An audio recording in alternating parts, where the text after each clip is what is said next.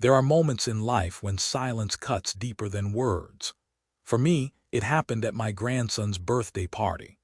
I had ironed my one good shirt that morning, polished the shoes I kept for weddings and funerals, and carried a wrapped toy truck I'd saved for weeks to buy. The house was glowing with balloons, laughter spilling from the wide-open doors, music humming from expensive speakers.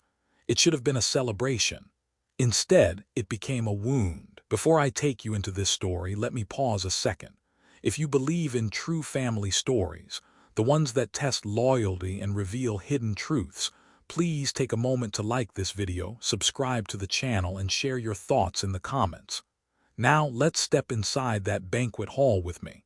When I walked through the doorway, I expected at least a glance of recognition, a nod, a smile from my son.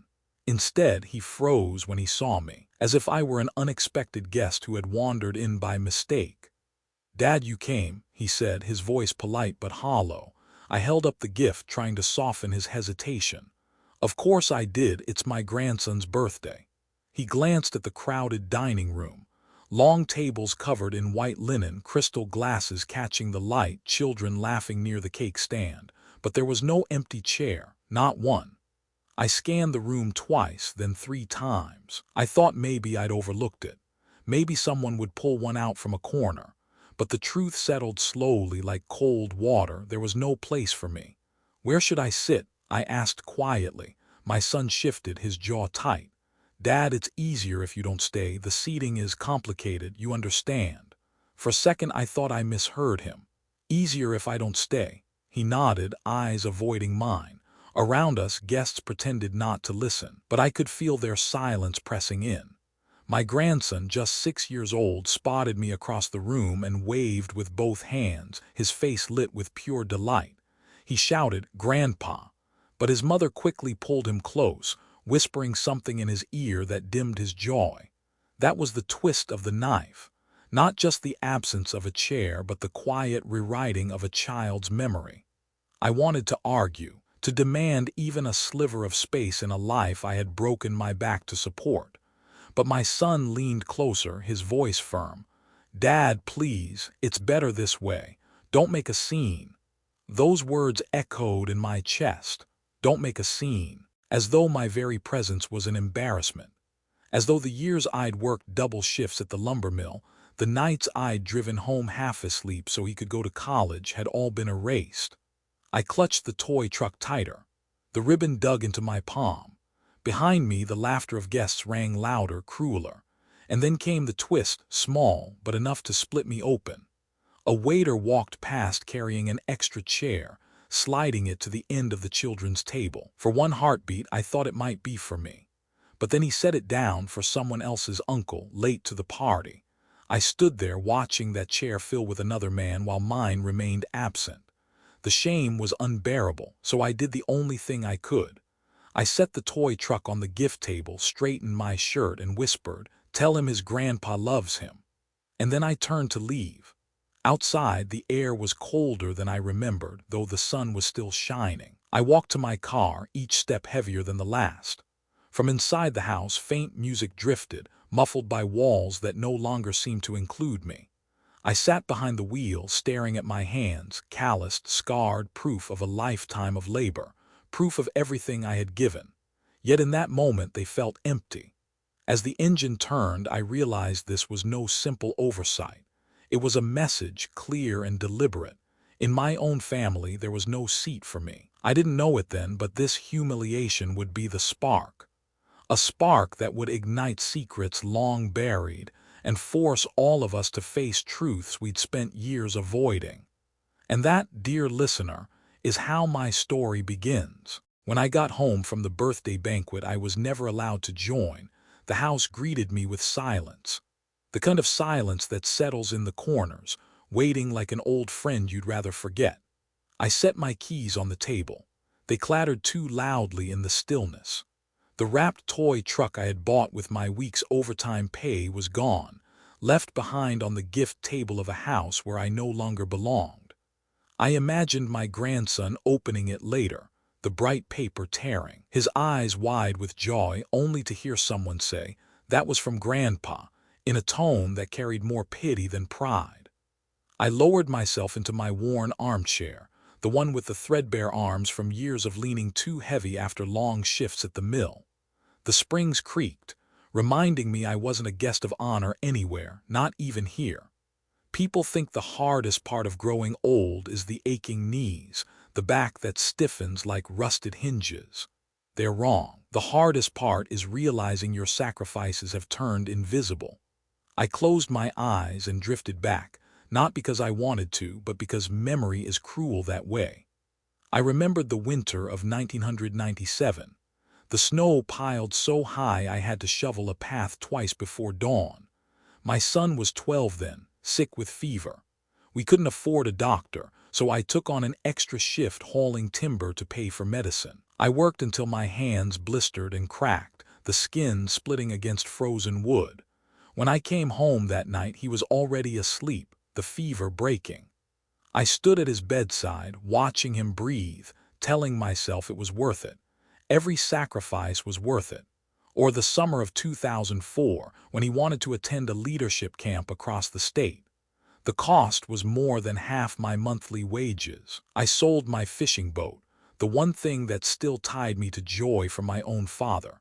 I handed him the money with a smile, never telling him what it had cost me. And then, years later, when he tried to start his own business and the bank refused the loan, I put up my house as collateral. Signed my name with hands that trembled, not because I feared losing the house, but because I feared losing his dream. All of it, all those nights, all those losses, I had believed they built something stronger between us, that he would remember. That one day he would look at me with gratitude instead of embarrassment. But gratitude doesn't pay dividends in a world obsessed with status. Somewhere along the way, I became less of a father and more of a relic, an old story no one tells anymore. The clock on the wall ticked past midnight. My phone lay silent on the counter. No call from my son to apologize, not even a message saying thank you for the gift. Instead, the only voice that filled my kitchen was my late wife's, echoing through memory. "Don't forget," she used to say, "children don't remember the bills you paid, they remember the time you gave." She had been right, of course. And maybe that was the cruelest truth of all. Because I had given time, 2 hours on fishing trips, bedtime stories after long shifts, even little league games where I cheered until my voice cracked. But those memories had faded, overwritten by bigger houses, bigger parties, bigger ambitions. The pain pressed down heavy, not sharp like a knife, but dull like a stone lodged in the chest. A stone that grows heavier each year. The twist of that night came quietly. As I sat in the armchair, I noticed a folder on the shelf, one I hadn't opened in years. Inside were old documents, mortgage papers, tax records, and letters from my wife. The sight of her handwriting, neat and patient, made my throat tighten. I didn't read them, not yet, but I held the folder in my lap like an anchor. Something inside told me these papers, forgotten for so long, would matter again. By dawn, I had barely slept. The light crept in through the blinds, gray and cold. I poured myself coffee, bitter and thin, the way I'd been drinking it since she died. Outside, kids were walking to school, their laughter sharp against the morning air. I thought of my grandson opening presents without me, learning in subtle ways that his grandfather didn't belong. That thought hurt more than the rejection itself, because rejection you can endure, but erasure, that's harder. I whispered into the empty room, though no one was there to hear. "I won't disappear, not yet." It wasn't a promise of revenge. Not then. It was simply a promise to myself that the years of sacrifice wouldn't be erased so easily.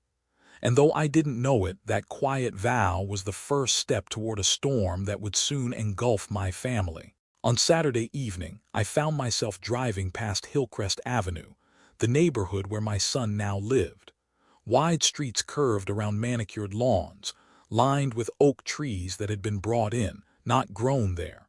The houses sat like fortresses of glass and stone, each one whispering the language of money. My Honda rattled as I slowed by the gates. A guard waved me through after checking my name on the list. My son had invited me for dinner. Perhaps guilt tugged at him after the birthday fiasco. Or perhaps it was his wife's idea, a gesture of courtesy rather than reconciliation. Either way I went.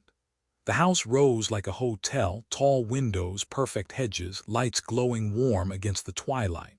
As I walked in, I noticed the faint scent of lavender and something sharper, expensive wine already open. Guests murmured from the dining room, their laughter a little too polished. My son greeted me at the door, dressed in a tailored suit though it was only dinner. His handshake was firm but brief, his smile rehearsed. "Dad," he said as though the word itself were an obligation. "Glad you could make it." I nodded, wouldn't miss it. But as I followed him into the dining room, the contrast between us screamed louder than words. The table stretched long and gleaming, set with silverware I couldn't name. At one end my son presided, speaking with the ease of someone used to commanding rooms. His wife, elegant in a silk dress, poured wine for their guests. Around them, colleagues and investors leaned forward, laughing in rhythm with my son's stories. I sat near the far end, in a chair that felt like an afterthought. My plate shimmered with dishes I couldn't pronounce, small portions arranged like art rather than food. I picked at them quietly while conversations swirled above me. Market trends, mergers, property developments. It was a foreign tongue. I tried once to join in, mentioning the lumber mill where I'd worked 30 years. A man across from me raised his brows. "Oh," he said politely, "manual labor, that must have been tough." His tone said more, irrelevant, out of place. I smiled weakly, pushing peas across my plate. Halfway through the meal, my grandson wandered in, his shirt untucked, cheeks still round with childhood. He saw me and lit up, as children do before the world teaches them hierarchy. "Grandpa," he said, running over. I bent down, pulling him close. For a moment the room blurred, the laughter, the wine, the polished words. It was just him and me as it used to be with his father long ago. But then my son's voice cut in. "All right, buddy, let Grandpa finish his dinner. Go show Uncle Ryan your new video game." The boy hesitated, then slipped from my arms. I watched him walk away, swallowed by a world of marble floors and expensive toys. And I felt the gap widen, not just between me and my son, but between me and the family I had thought I'd built. Later, as dessert was served, the conversation turned sharper. One guest mentioned property investments near the river. My son leaned back, eyes glinting. "We're actually looking at expansion opportunities," he said. "My wife and I are considering acquiring some adjacent land. It's just a matter of securing collateral." His wife's gaze flickered toward me, quick but unmistakable. My fork froze halfway to my mouth. Collateral, land. The words sat heavy in the air. And in that instant I understood this dinner wasn't about reconciliation. It was about positioning, about softening me before a request. I set my fork down gently, though my hands had begun to tremble. The evening ended with polite farewells, but no warmth. My son clasped my shoulder at the door. "Thanks for coming, Dad. It means a lot to us." I nodded, but his words rang hollow, because what meant more to him wasn't my presence. It was my signature, waiting like a prize at the bottom of some legal document. As I drove home through the dark streets, headlights catching glimpses of marble and glass, I thought of my own house. The chipped paint, the leaky faucet, the sagging porch. One world gleamed with luxury but felt cold as stone. The other sagged with age, but it held memories, love, and sacrifices carved into every floorboard. And though the distance between those worlds could be measured in miles, it felt like a canyon carved by decades of silence. I parked in my driveway, the familiar creak of the wooden gate greeting me like an old friend. Stepping inside, I let out a breath I didn't realize I'd been holding. The air smelled of dust and coffee, but it was mine. I looked at the folder still resting on the shelf, the one I'd found the night of the birthday party. A thought rose unbidden. Perhaps within those papers lay more than memories. Perhaps they held the power to decide which world would endure. For now, though, I left it untouched. Some truths arrive only when we're ready to face them. And as I settled into my worn armchair, one thing was clear. The divide between my son's world and mine was no longer just social or financial. It was becoming a battlefield. It happened a week later at what was supposed to be a simple family dinner. My son had insisted I come. "Just the four of us," he'd said on the phone, his voice casual. "It'll be good for the boy to see his grandfather." I wanted to believe him. I wanted to believe there was still a bridge left between us, so I said yes. When I arrived, the table was already set, candles flickering, silver gleaming, dishes arranged like magazine pictures. My grandson sat at the end, his legs swinging, face bright. His mother smiled politely when I walked in, though the smile didn't quite reach her eyes. For a moment, it almost felt normal. Dinner began with pleasantries. Roast chicken, sautéed vegetables, wine poured into my glass, though I didn't care for it. My son spoke of his company's progress, new contracts, larger offices, investors circling like hawks. His wife chimed in with details about renovations to the house, their plans for the backyard pool. I nodded, chewing slowly, trying to follow, but I felt like a visitor in a foreign land. Halfway through, my son set down his fork and cleared his throat. The shift was subtle, but the air in the room tightened. "Dad," he said, "there's something we should talk about." My grandson glanced between us, sensing the change. His mother gently nudged him. "Sweetheart, go play in the living room for a bit." He obeyed reluctantly, the sound of his footsteps fading down the hall, and then the room grew heavy with silence. "We've been thinking about the future," my son began. "The company is growing fast. There are opportunities we don't want to miss, but to secure the next round of financing, we need collateral." I felt my stomach tighten. I had heard this tune before. He continued, "The old house, your house, it's just sitting there. The land is valuable. If you sign it over, even temporarily, we could leverage it for the business. Everyone wins." His wife nodded, her eyes steady on me. "It's the logical choice, Mr. Harrison. It would secure the family's future." I set down my knife and wiped my hands slowly, giving myself time. "That house," I said quietly, "isn't just land. It's where your mother and I built our life, where you grew up. It's all I have left of her." My son leaned back, impatience flashing in his eyes. "Dad, don't be dramatic. We're not asking you to give it away. Just sign it over for collateral. It's paperwork. Numbers on a page. You'll still live there." I shook my head. "Paperwork has a way of becoming permanent. I won't risk it." His voice sharpened. "You're being selfish." The word hit like a slap. "Selfish," I repeated. "Yes," he said, louder now. "You're clinging to an old house while your family is trying to build a future. You worked a mill job your whole life, fine, but don't drag us down with you. You don't understand business. You don't understand growth. You never did." The room spun slightly, my chest tight. His wife stared at her plate, neither defending me nor stopping him. I tried to steady my voice. "Everything I did, every hour I worked was for you. The house you call old is the reason you had a bed, a roof, meals. Don't talk to me about selfishness." But he was already standing, his chair scraping loudly against the floor. "God, Dad, you don't get it. You never have. You're stuck in the past, in your little world of paychecks and overtime. That's why Mom left you behind. That's why I—" He stopped, but the words hung there, unfinished, crueler than if he'd spoken them. "That's why I don't respect you. That's why I'm ashamed." The silence was suffocating. I rose slowly, my knees stiff but my voice steady. "You may have outgrown my world," I said, "but don't mistake humility for weakness. I won't sign that house away, not now, not ever." My son scoffed, throwing his napkin onto the table. "Fine, then stay in your crumbling house and rot with your memories. But don't expect us to wait for you. We're moving forward with or without you." His words cracked through the air like a whip. For a moment I thought I might break. But something inside me, something old, maybe the same thing that had carried me through decades of hard work, held firm. "I'll see myself out," I said, gathering my coat. As I left, I heard my grandson call faintly from the living room, "Grandpa." I wanted to answer. God, I wanted to. But my throat locked and the words died before they could leave me. Outside, the night was sharp with cold. I stood in the driveway, staring at the glow of their windows, at the life that no longer seemed to include me.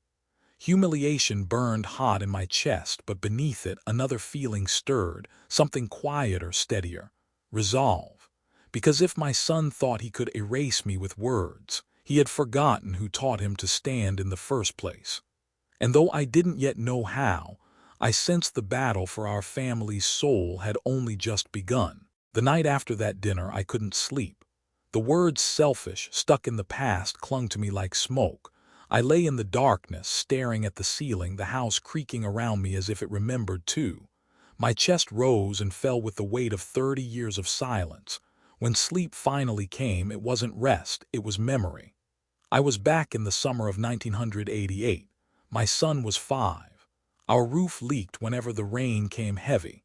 I had patched it twice, but the storm that night found its way in again, dripping straight into his bedroom. I remember standing on the roof at midnight, hammer in one hand, flashlight in the other, water soaking through my clothes. My wife shouted from the window, "Jerry, you'll break your neck." But I kept hammering until the leak stopped. The next morning, my boy ate breakfast at a dry table. He never knew that the only reason he slept soundly was because I had nearly slipped to my death above his head. And I didn't tell him. Fathers don't tell, they just do. Then came the fall of 1994. He was 11 and the school trip to Washington, D.C. cost more than we had. I still see him holding the flyer, eyes wide, saying, "Dad, everyone's going." I worked the night shift at the lumber yard, then stacked shelves at the hardware store until dawn. My hands bled through the gloves, my back screamed. But 2 months later, I handed him an envelope with the money inside. He hugged me quick, already dreaming of monuments and museums. And me? I slept 3 hours that week, but I smiled anyway, because his excitement was worth more than my exhaustion. Another flash, 2007. He was 24, trying to launch his own company. Banks laughed at him. Too young, too risky. He came home furious, ready to give up. That night after he went to bed, I sat at the kitchen table with stacks of papers, mortgage documents, deeds, numbers I didn't fully understand. My wife, God rest her, touched my arm and whispered, "Are you sure?" I nodded. "He needs a chance." The next day I signed my house as collateral.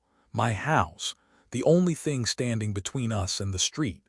I didn't tell him how scared I was. I just handed him the approval letter and watched his face light up like Christmas morning. Memory after memory, sacrifice after sacrifice.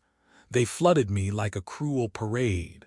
The boots I wore until the soles thinned to paper, so he could have new cleats for soccer. The overtime shifts I took instead of dinners at home. The birthday gifts I skipped for myself so he could have the best. Each one carved a little more of me away like chisel marks on stone. And yet, sitting here in the present, I realized something. Those sacrifices weren't wasted. Not really. They had built him. They had built this life he flaunted now. The cruel part was that he had forgotten. I sat up in bed, my throat tight. My wife's photograph rested on the dresser, her smile forever frozen in a frame. I whispered to her, as I had so many nights since she passed, "Did we raise him wrong? Did we give too much or not enough?" Of course, no answer came. Only the steady hum of the refrigerator, the sigh of the old house. I rose, walking to the living room. My knees ached, but I didn't care. I opened the folder again, the one I had found that night after the birthday party. Inside, among the yellowing papers, was her handwriting, a letter I had not yet dared to read. The ink was faded, the paper soft at the edges, but her voice seemed to whisper from it. Not yet, I thought. I wasn't ready to face whatever truth she had left behind, but I knew I would be, soon. As dawn broke, I poured coffee and stepped onto the porch. The street was quiet, the kind of quiet that belongs to old neighborhoods before the world wakes. Across the road, Mr. Thompson's flag flapped in the early wind. A dog barked 2 houses down. Normal sounds, ordinary, but inside me nothing felt ordinary anymore. Because for the first time I understood, this wasn't about losing a seat at a birthday table. It wasn't even about signing over property. It was about recognition, about whether 30 years of sacrifice could be erased with one word: selfish. And I made a silent vow to my wife's photograph, to the walls of this house, to the boy who once held my hand on school trips. I won't let them forget. Not you, not me, not what it cost to get here. I didn't know how the battle would begin, but I knew this. My silence, once my strength, had become my surrender, and I wasn't ready to surrender anymore. The first crack of the storm came on a Sunday afternoon. I was fixing the porch railing again when a sleek black car pulled into my driveway. Out stepped my son and his wife, dressed not for a casual visit but for business. She carried a leather folder tucked beneath her arm. He wore the look of a man rehearsed for negotiation. "Dad," he said, forcing a smile, "we need to talk." I set down the hammer, wiping sawdust from my hands. My gut already knew this wasn't a visit for coffee and conversation. Inside, they sat at my kitchen table, the same scarred oak where my wife and I once shared late-night tea. Now it felt like a courtroom. My son cleared his throat. "You know how fast the company's growing. We're close to landing a major contract, but we need liquidity. Banks aren't enough. We need collateral." I said nothing. His wife slid the folder across the table. "If you sign these papers, your house will serve as security. It's only temporary. Once the deal goes through, everything will be released. No risk to you." I didn't touch the folder. "And if the deal fails," she smiled tightly, "it won't." My son leaned in. "Dad, this is our future we're talking about, the family's future. Don't you want to help?" Something inside me snapped. "I've helped all my life," I said, my voice low but steady. "Every loan I co-signed, every dollar I bled from these hands, it all went into your future. And what did I get in return? A seat denied at my grandson's birthday." His face darkened. "Don't bring that up again. That was complicated." "No," I said. "It was simple. You didn't want me there, just like now you don't want me. You want my house." The air thickened. His wife shifted in her chair, smoothing her skirt. "Mr. Harrison, with respect, this isn't personal, it's business." Word again, business. The one that had stolen my wife, my son, my family. I pushed the folder back across the table. "Then keep me out of your business." My son's jaw tightened. "Do you realize what you're doing? Without this we could lose everything." "Then maybe it wasn't yours to keep," I said quietly. His chair screeched as he stood. "God, Dad, you're impossible. You'd rather cling to some rundown house than see your family succeed. You think that's noble. It's pathetic." The storm had broken. "I built this family," I said, rising too, "board by board, hour by hour. And now you stand here calling me pathetic. If your empire can't stand without stealing the roof over my head, maybe it's weaker than you think." He stared at me, fury burning, but beneath it something else flickered: fear. The kind men feel when their certainty begins to crack. His wife gathered the folder, snapping it shut. "We'll give you time to reconsider," she said crisply. "No need," I replied. "My answer won't change." They left without another word. The car roared down the street, leaving silence in its wake. I stood at the window, watching the dust settle. My hands shook, not from age, but from the weight of confrontation. For years I had stayed quiet, endured humiliation, swallowed words to keep peace, but peace had already been lost. I turned back to the shelf where the folder of old documents lay waiting. My wife's handwriting peeked from the edge of an envelope. Perhaps it was time to open it. That evening I finally did. The letter was brief, written in her steady hand years ago before illness took her. "Jerry, if you're reading this, it means you're alone now. Remember, the house, the land, they are in your name. Protect them. They are more than property. They are proof of every sacrifice we made. If anyone ever tries to take them, stand firm. This is my last gift to you." Her words pierced through the ache of the day. Proof, protection, gift.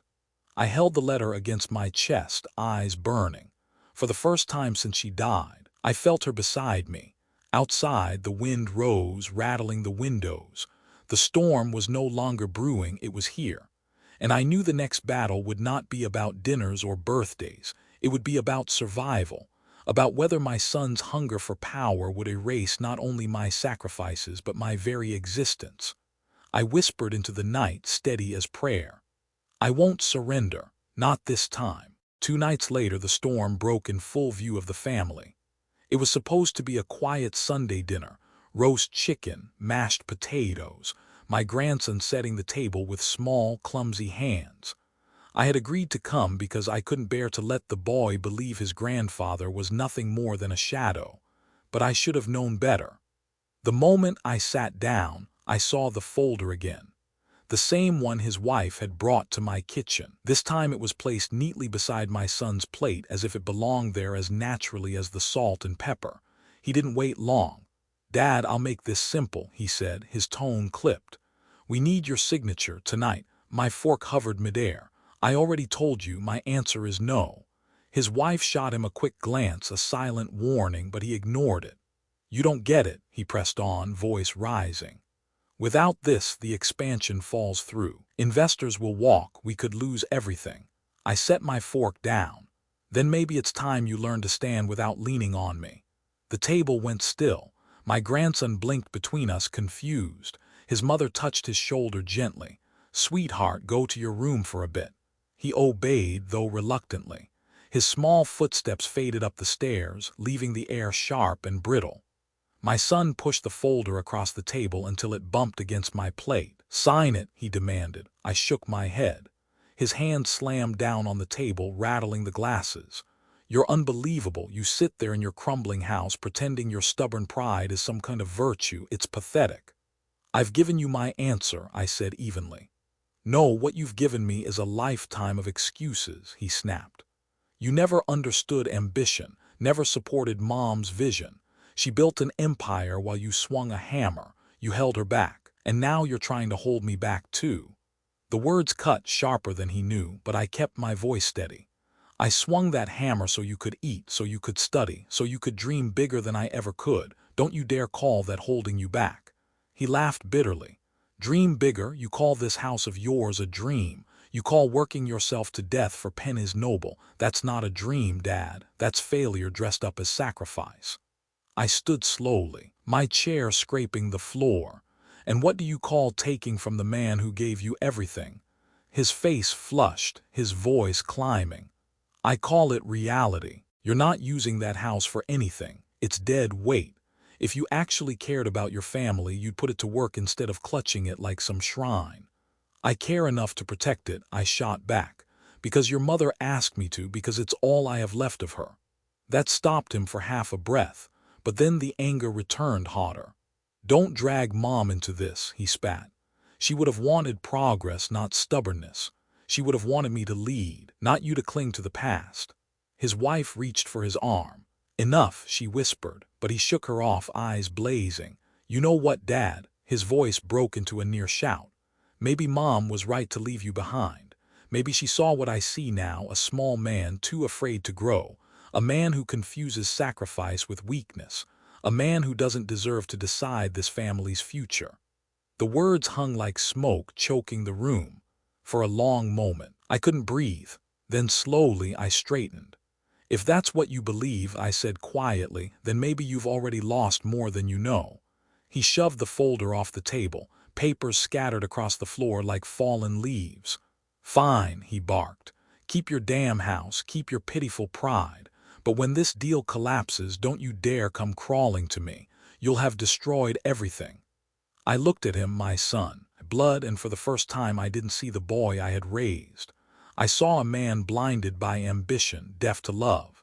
And yet beneath all that rage I glimpsed something else, a flicker of fear. A boy still desperate to prove himself to a mother who was no longer here to see it. I gathered my coat, stepping toward the door. "This isn't about me destroying anything," I said. "It's about you forgetting who built the foundation you're standing on." He didn't answer. His chest heaved, his fists clenched, his face hard as stone. As I opened the door, my grandson's voice drifted from the stairs. "Grandpa." I turned, meeting his wide eyes. For a moment the storm softened. I forced a smile, though my heart was breaking. "Good night, buddy," I whispered. "Grandpa loves you." Then I stepped into the cold night, the echo of my son's fury still ringing in my ears. Outside, the wind whipped against my coat, but inside me the resolve had hardened. The refusal had cost me more than a seat at the table. It had cost me my son's respect, perhaps forever. But as the storm raged, I knew one thing with clarity. I had chosen right. And the real battle was only beginning. The night after my son's outburst, the house felt different. The walls seemed closer, the silence heavier. Every corner carried his words, a small man too afraid to grow. I sat at the kitchen table long after midnight, my wife's old photograph staring at me from the dresser across the hall. Her smile hadn't faded, though the years had. I whispered, "What would you have me do?" And then my eyes fell on the folder again, the one I had pushed aside too many times. My hands trembled as I opened it. Inside were old deeds, yellow with age, mortgage papers signed in faded ink, tax receipts that smelled faintly of dust. But near the bottom, folded carefully in an envelope, was something different, a letter in my wife's handwriting. I hesitated before opening it. The memory of her voice filled my chest, and for a moment I feared hearing words I couldn't bear. But slowly, carefully, I unfolded the pages. "Jerry," it began, "if you're holding this, then you are alone. And I know what that loneliness feels like because I worried about it every day of my life. You gave me everything, your strength, your time, your loyalty. And though I chose ambition too often, I never stopped loving you for it." My eyes blurred, I pressed the letter closer. "You will be tempted someday to give away what we built. Don't. The house, the land, they are more than property. They are proof. Proof of who we were, of what you carried when others turned away. Promise me you'll keep them, Jerry. Promise me you'll stand firm." Her words were steady, final. They cut through the fog of doubt like a blade. But the twist came in the second page. Attached to the letter was a notarized document dated years earlier. It confirmed what I had half forgotten. When she refinanced the property before her illness, she had ensured both the house and the small plot of land beside it were placed under my sole ownership. It wasn't just mine by sentiment. It was mine by law. My breath caught. The house my son dismissed as dead weight was in fact the key he could never touch, not without my consent. I sat there stunned, the letter in one hand, the legal document in the other. All these years I had thought of myself as a tenant in my own life, tolerated, peripheral. But she had seen further. She had left me something stronger than memories. She had left me armor. For the first time in months I felt a flicker of control. I could almost hear her whisper, "Stand firm, Jerry. This is my last gift." I folded the papers gently, sliding them back into the envelope. My chest still ached, but the ache was no longer despair. It was purpose. The next morning, sunlight broke through the blinds with unusual brightness. I poured coffee and sat at the table again, the document spread before me. I thought of my son, his eyes wild with ambition, his voice sharp with accusation. I thought of my grandson, waving from the stairs, innocent and hopeful. And I realized the truth. This wasn't only about protecting a house. It was about protecting a legacy, not just mine, hers too. That evening I tucked the envelope into my jacket pocket. Its weight was small, but it felt heavier than any burden I had carried at the mill. When the phone rang, I knew who it was before answering. "Dad," my son said, his tone clipped. "We need to talk again tomorrow. The family will be here. Bring yourself and your answer." I glanced at the letter, at her familiar handwriting. "I'll be there," I replied. He hung up without another word. I stood at the window, watching dusk fall over the yard we had once tended together. My wife's roses were gone, replaced by weeds. The paint peeled on the porch rail. But the house still stood, stubborn and imperfect like me. And tomorrow it would stand as proof that some things cannot be bought, sold, or signed away. As the night deepened, I sat with the letter in my hands one last time before sliding it back into its envelope. Her words echoed in my chest. "Promise me you'll keep them. Promise me you'll stand firm." And I whispered into the dark, steady as prayer, "I promise." The next evening I arrived at my son's house just as the sky bruised purple with dusk. The driveway was crowded. His in-laws' SUV, his wife's sleek sedan, a few cars I didn't recognize. This wasn't a private talk. It was an ambush. Inside, the dining room table gleamed again under chandelier light. But this time no food was served.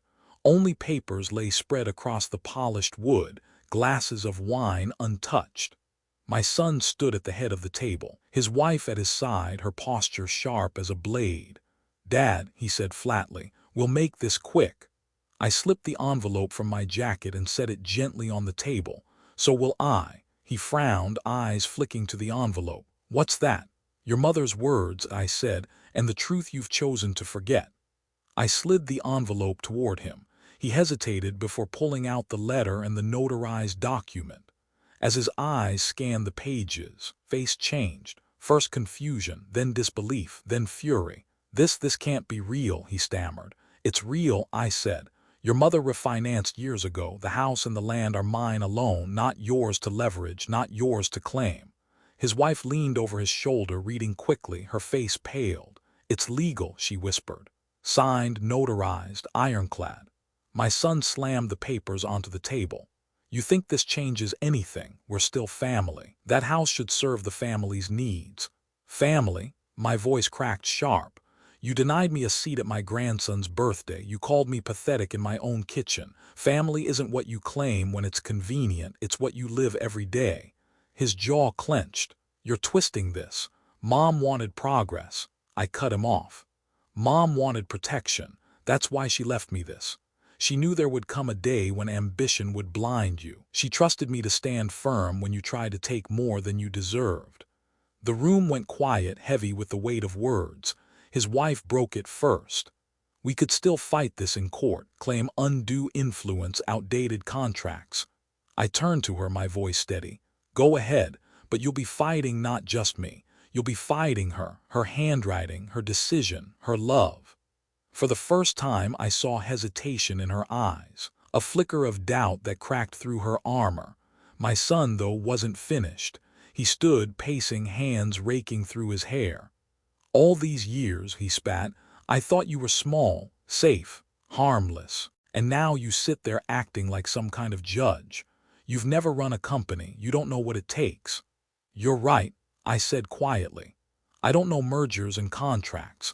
But I know what it takes to stand in the freezing rain at midnight to fix a roof so your son doesn't wake up wet. I know what it takes to work double shifts so he can go on a school trip. I know what it takes to sign away sleep, comfort, and years of my life so he can stand taller than I ever could." I leaned forward, meeting his eyes. "That house is proof of all of it, and I won't let you erase it." For a moment his fury faltered. The boy I once knew flickered there, the boy who used to tug my hand and say, "Come on, Dad, let's go fishing." But then he shoved the thought away, slamming his hand on the table. "Fine, keep your damn house. But don't expect me to respect you. You've just buried this family's future." "No," I said, standing too. "I've saved it from you."